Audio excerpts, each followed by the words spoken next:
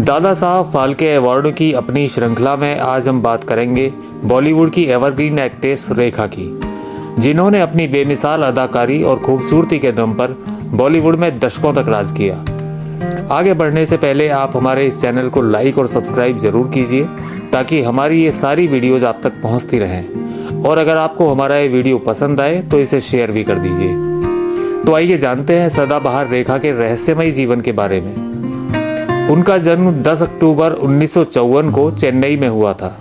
उनके पिता जेमिनी गणेशन एक तमिल अभिनेता थे और मां पुष्पावल्ली एक तेलुगु अभिनेत्री। जेमिनी गणेशन और पुष्पावल्ली ने साल 1947 में रिलीज हुई तमिल फिल्म मिस मालिनी में एक साथ काम किया था।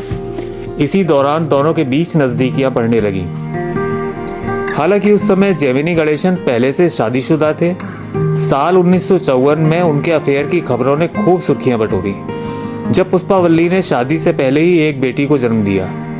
उन्होंने अपनी बेटी का नाम भानु रेखा गणेशन रखा, जो आगे चलकर बॉलीवुड क्वीन रेखा के नाम से जानी जाने लगी।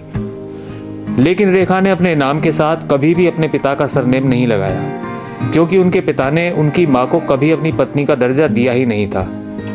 इतना ही नहीं, उनके पिता ने रेखा को भी कभी अपनी बेटी के रूप में स्वीकार नहीं किया। दरअसल रेखा का पूरा जीवन रहस्य और कठिनाइयों से भरा रहा है। जब वह छोटी थी तो उस समय उनकी मां को आर्थिक तंगी का सामना करना पड़ा, इसलिए रेखा अपनी पढ़ाई पूरी नहीं कर सकी और छोटी उम्र में ही उन्होंने तेलुगु फिल्म इंडस्ट्री में काम करना शुरू कर दिया। साल 1966 में 12 साल की उम्र में उन्होंने तमिल फिल्म रंगूला रतलाम में बाल कलाकार के रूप में काम किया।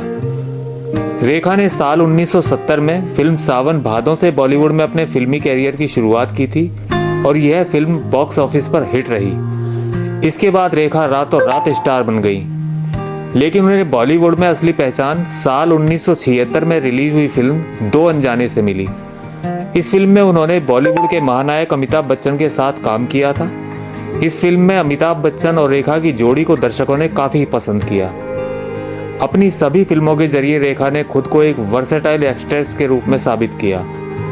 उनकी प्रोफेशनल लाइफ जितनी सफल थी, उतनी ही पर्सनल लाइफ उनकी दुखों से भरी रही। पहले तो उनके पिता ने ही उन्हें अपनी बेटी मानने से इनकार कर दिया और बाद में कई लोगों के साथ नाम जुड़ने के बावजूद भी उन्हें अपना सच्चा प्यार कभी नहीं मिला, जिसके कारण रेखा आज भी अकेले रहने को मजबूर हैं। उनका नाम विनोद मेहरा, अमिताभ बच्चन, संजय दत्त और अक्षय कुमार जैसे बॉलीवुड अभिनेताओं के साथ जुड़ा, लेकिन किसी के साथ उनका प्यार सफल नहीं रहा। रेखा और अमिताभ बच्चन की पहली मुलाकात साल 1976 में फिल्म दो अनजाने के सेट पर हुई थी।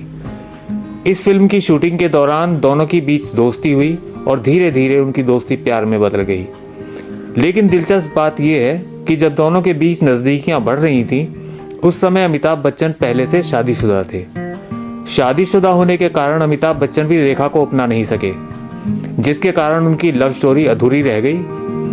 80 के दशक में रेखा और विनोद मेहरा एक दूसरे के प्यार में पूरी तरह पागल थे, जिस वजह से दोनों ने दुनिया की नजरों से दूर होकर शादी कर ली। शादी के बाद जब विनोद मेहरा रेखा को अपने घर लेकर गए, तब उनकी मां ने रेखा को अपनी बहू मानने से इनकार कर दिया।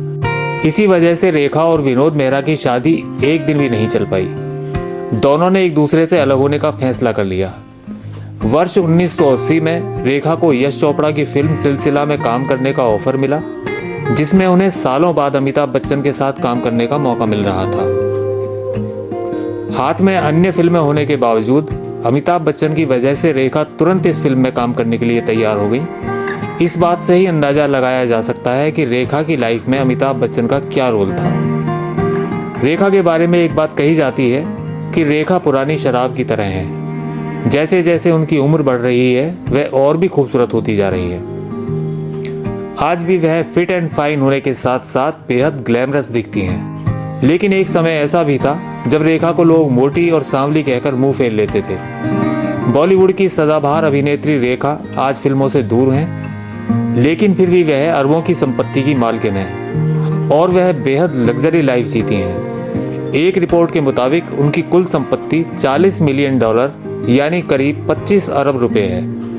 रेखा की मुंबई के साथ साथ साउथ इंडिया में भी कई प्रॉपर्टीज हैं, जिनसे उन्हें किराए के तौर पर लाखों की इनकम होती है। इसके अलावा वह राज्यसभा सांसद भी हैं। जिसके लिए उन्हें हर महीने 1 लाख रुपए की रकम मिलती है। तो दोस्तों, हमारी आज की ये वीडियो आपको पसंद आई हो तो प्लीज़ इसे शेयर ज़रूर कीजिए। धन्यवाद।